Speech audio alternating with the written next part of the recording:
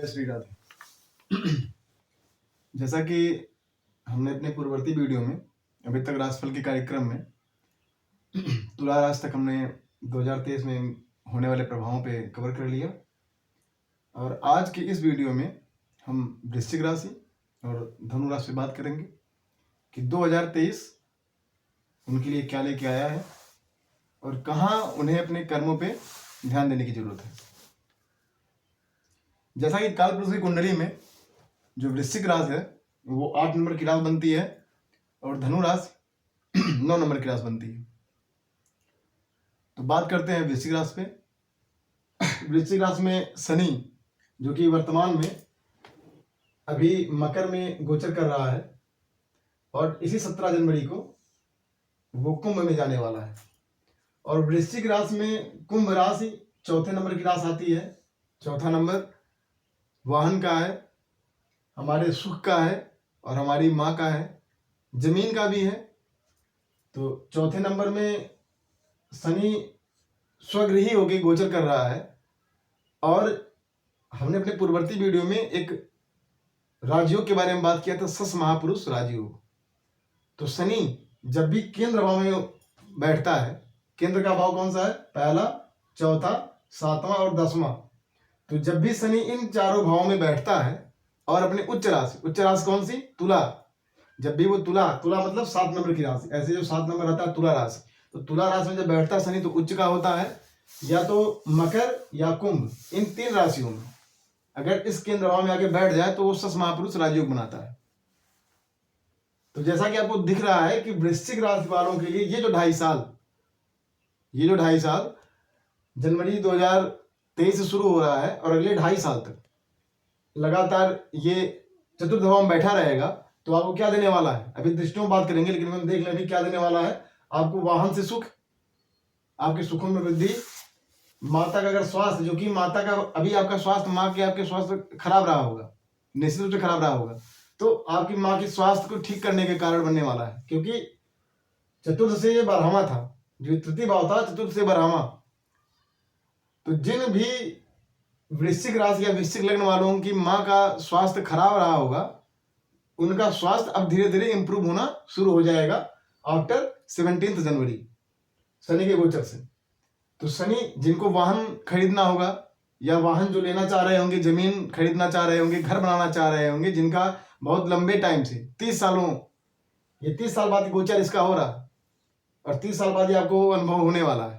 तो जो बहुत लंबे समय से आप सोच रहे होंगे घर, मकान या वाहन खरीदने का, तो उनके लिए समय बहुत ही बेहतरीन होने वाला है। और वो चाहेंगे तो वाहन का सुख, भूमि का सुख, अपने घर का सुख और मातृत्व सुख, माँ के स्वास्थ्य में लाभ, ये आपको मिलने वाला है। बात करते हैं गुरु की। अभी हम शनि की दृष्टियों में बात कर लेंगे। बात करते हैं गुरु की। गुरु जो कि वर्तमान में अपने ही स्वराशि मीन में गोचर कर रहा है। अप्रैल में जाएगा मेष में, तो अप्रैल जो कि भी 4 महीने का टाइम है, तो अभी ये त्रिकोण में है। त्रिकोण के अभी कौन कौन से भाव हैं? एक पंचम भाव और एक नवम भाव। नवम जो कि भाग्य का भाव होता है, और ये गुरु का कर्क राशि बन रही है, तो गुरु का ये उच्च राशि है। तो गुरु इस समय वर्तमान में अप्रैल तक करेगा कहाँ? त्रिकोण में, पंचम भाव में गोचर करेगा, और पंचम भाव का ही वो स्वामी है। तो ये एक बेहतरीन टाइम है आपके शिक्षा के लिए, आपके नए ज्ञान अर्जन के लिए, आपके प्रेम के लिए, आपके पुत्रों के लिए बहुत ही बेहतरीन टाइम पीरियड है। गुरु की दृष्टियां, गुरु की पंचम दृष्टि कहां पड़ रही है? उच्च भाग्य भाव पड़ रही है, और वो भी उच्च दृष्टि पड़ रही है। तो अप्रैल तक क्या है? आपके भाग्य में सुख। तो अगर आप कंक्लूजन करें बस इतने से, तो आपको मिल जाएगा कि जो आप वाहन या जो आप भूमि में इन्वेस्ट करना चाह रहे थे, घर बनाना चाह रहे थे, तो अप्रैल के पहले ही, क्योंकि भाग्य भाव पे दृष्टि किसी पड़ेगी? गुरु की पड़ेगी। और इस समय शनि गोचर भी कर रहा है चतुर्थ भाव में। तो ये जो समय आपका होने वाला है अप्रैल तक के अंदर में, वृश्चिक राशि या वृश्चिक लग्न वालों के लिए, तो आपके भूमि में इन्वेस्ट करने के लिए, आपके जमीन खरीदने के लिए, आपके वाहन को सुख देने के लिए बहुत ही बेहतरीन टाइम। क्योंकि भाग्य भाव में बृहस्पति की उच्च दृष्टि पड़ने वाली, पंचम दृष्टि। पूर्ववर्ती वीडियो में मैंने बताया कि जब भी गुरु की पंचम और नौवीं दृष्टियां जहां पड़ती हैं, उस भाव में बहुत जबरदस्त वृद्धि करता है, क्योंकि वो दृष्टि उसकी गंगा जल की तरह होती है। बात करते हैं गुरु की सप्तम दृष्टि की। सप्तम दृष्टि सीधे सी कहां पड़ रही है? लाभ भाव में पड़ रही है। तो आपके लाभ के नए रास्तों को खोलने वाला है। क्योंकि त्रिकोणेश है, त्रिकोण का स्वामी है, और सीधे कहाँ लाभ भाव में पड़ रही है उसकी दृष्टि, तो आपके लाभ में, भाग्य में तो वृद्धि करेगा, सीधे आपके किसमें, आपके लाभ में वृद्धि करेगा, लाभ के नए रास्तों को देने वाला होगा। और इसकी 9वीं दृष्टि सीधे कहाँ पड़ रही है, लग्न में पड़ रही है। तो लग्न में दृष्टि पड़ना अपने आप में बहुत ही बेहतरीन है, क्योंकि गुरु एक तो पंचम भाव का मालिक पंचमेश होके सीधे कहाँ दृष्टि पड़ रही है, आपके लग्न में पड़ रही है। लग्न माने हम स्वयं, तो सोचिए सीधे गुरु आपको देख रहा है, मतलब ये बेहतरीन टाइम आपके लिए कुल मिला जुला के। बात करते हैं शनि की दृष्टि की। शनि की तृतीय दृष्टि कहाँ पड़ रही है, षष्ठम भाव में पड़ रही है। षष्ठम में पहले से ही राहु क्या है, बैठा हुआ है, तो ये थोड़ा कष्टदायक समय हो सकता है आपके स्वास्थ्य के लिए। पूरा 2023 से लेके स्वास्थ्य को इसलिए कराऊं, कहीं ना कहीं आपको कुछ मिलेगा तो कुछ ना कुछ आपको कहीं चौकन्ना रहना पड़ेगा। सोचने वाली बात है, जब आप पराक्रम कर रहे होंगे वाहन के लिए, जब आप पराक्रम कर रहे होंगे भूमि के लिए, जब आप पराक्रम कर रहे होंगे कहीं रियल इन्वेस्टमेंट के लिए, तो प्रॉब्लम्स आपको आ रही होंगी।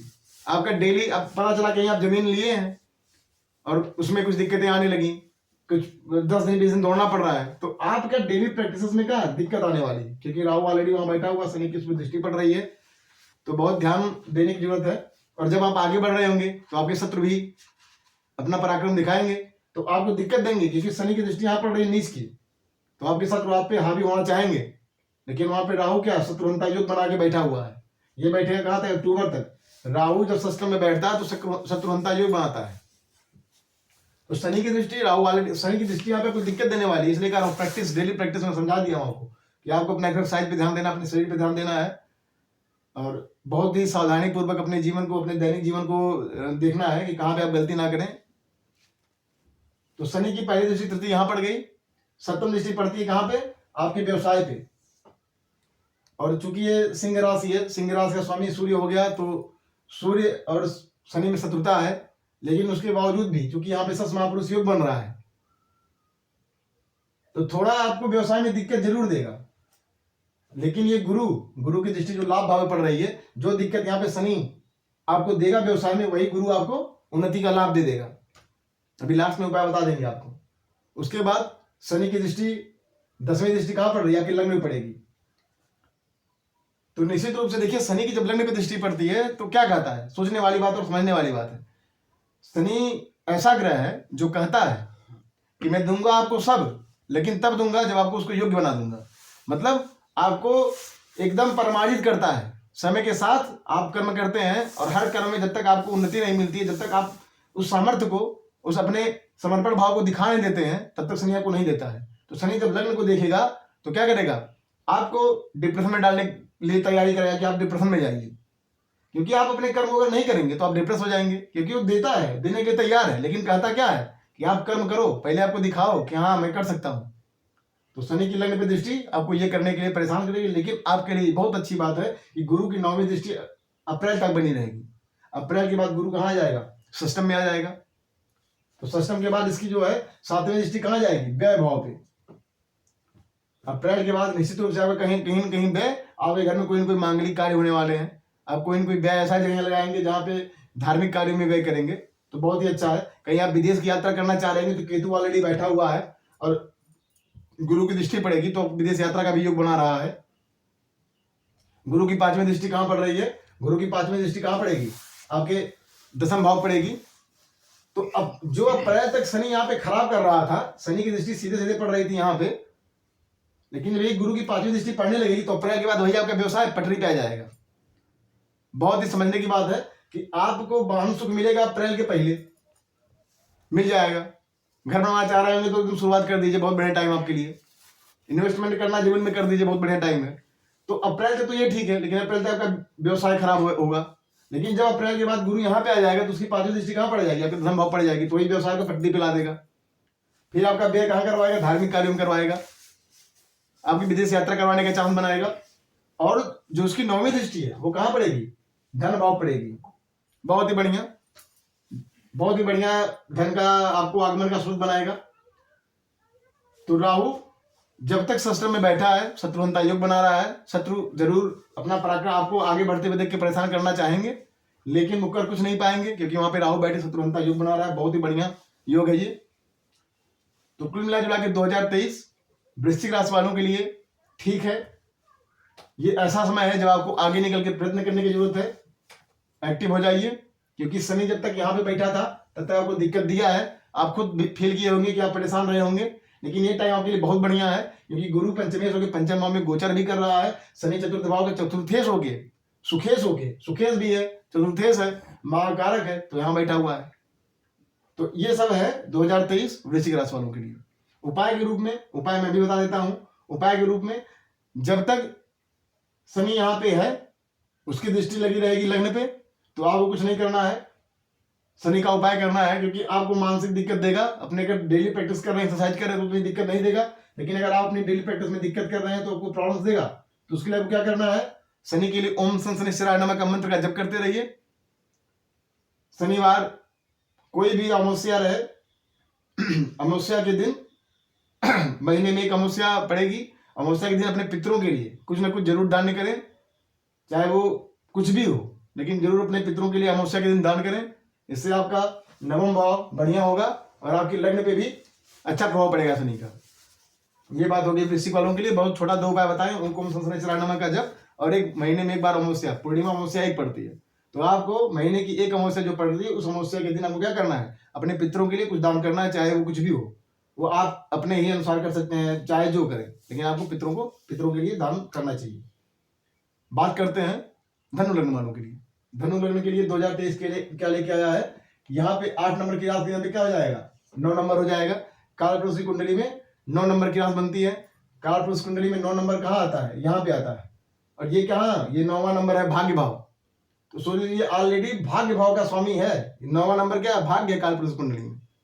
तो धनु वालों के लिए क्या है, 9, 10, 11, इसका मतलब क्या, शनि यहाँ से यहाँ, मतलब धनेश का, धन भाव का मालिक है शनि, और ये छोटे भाई बहनों का घर है, आपके छोटी यात्राओं का है, आपके सोशल वर्क का है, आपके नेटवर्किंग का है, आपके कम्युनिकेशन का है। तो जो लोग मार्केटिंग में होंगे, जो लोग मार्केट में बिलोंग कर रहे होंगे, मार्केट जिनका ऐसा कुछ जॉब होगा जो प्रतिदिन नए नए लोगों से मिल रहे होंगे, उनके लिए ये 2023 शनि कुछ देने के लिए आया है। अब तक आपको पैसा जरूर है, पैसा आपको मिला है, क्योंकि धनेश का 30 साल बाद आपने कैसा यूज किया अपना पिछला साल, वो तो आप समझ पा रहे होंगे, लेकिन ये साल आपको पैसा देने के लिए आया था, पिछला 2022। 2023 उन सब लोगों के लिए जो मार्केटिंग में है, जो डेली लोगों से मिल रहे हैं, नए नए लोगों से, उनके लिए बहुत बेहतरीन है। गुरु आपके लिए कहा जाएगा, यहाँ पे अभी गुरु चतुर्थ भाव में बैठा हुआ है अप्रैल तक, इनके लिए भी बेहतरीन टाइम। हंस महापुरुष योग, गुरु जब भी उच्च का स्वराशिस्त मीन और धनु केंद्र में बैठा हुआ मिल जाए, 1, 4, 7, 10, तो पंच महापुरुषों में एक बनता है हंस महापुरुष योग, वो बृहस्पति के द्वारा बनता है। तो एक तो धनु लग्नेश है, गुरु क्या है, इस राशि का भी स्वामी है, और यहाँ पे बैठा हुआ है। ये आपका हो गया मीन राशि, ये आपका धनु राशि। तो इस राशि का स्वामी और इस राशि, धनु राशि और मीन राशि, दोनों का स्वामी क्या है, गुरु है। अब लग्नेश ही जाके चतुर्थ भाव में बैठा हुआ है और चतुर्थेश हो गए, का मतलब क्या है कि इस समय अप्रैल तक आपके सुखों में बहुत ही अपार वृद्धि। वाहन एकदम खरीद सकते हैं आप, और बृहस्पति, और बड़ा वाहन, छोटा नहीं, बड़ा वाहन।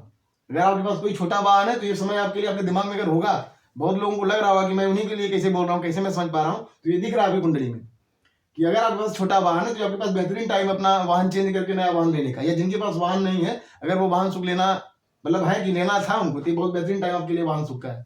जिनको घर बनाना था, घर के लिए बेहतरीन टाइम है, क्योंकि गुरु का गोचर फिर आपको 12 साल बाद मिलेगा, तो बेहतरीन टाइम आपके लिए अप्रैल तक का है। अप्रैल के बाद कहाँ जाएगा, ये पंचम भाव में।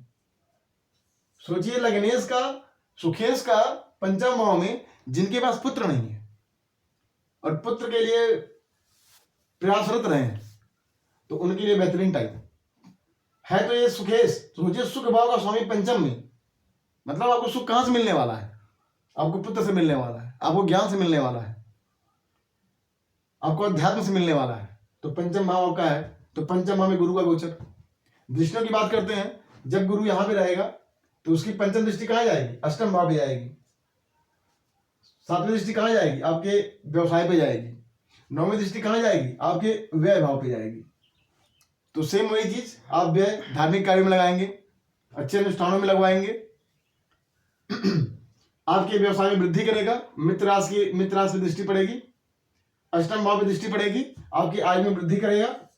एक तो लग्नेश है, लग्नेश की दृष्टि जहां पड़ती है उसमें वृद्धि करता है, तो लग्नेश की दृष्टि अष्टम भाव पे आयु पड़ेगी, आपकी आयु में वृद्धि करेगा। पैतृक संपत्ति दिलाने में सहयोग देगा, क्योंकि आपकी पैतृक संपत्ति का भी भाव है अष्टम। बात करते हैं शनि की दृष्टियों की। शनि अभी धनेश धन भाव से होके तृतीय भाव में आया है, तो इसकी जो दृष्टि है वो पड़ेगी कहां? पंचम भाव पड़ेगी। सप्तम दृष्टि आपके भाग्य भाव पड़ेगी, और 10वीं दृष्टि कहां पड़ेगी इसकी? 10वीं दृष्टि आपकी व्यय भाव पड़ेगी।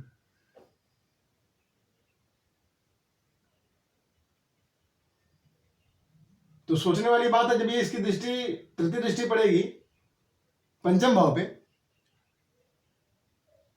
तो बहुत समझने का इसलिए बता दिया हूं कि अप्रैल तक का टाइम बहुत बढ़िया है।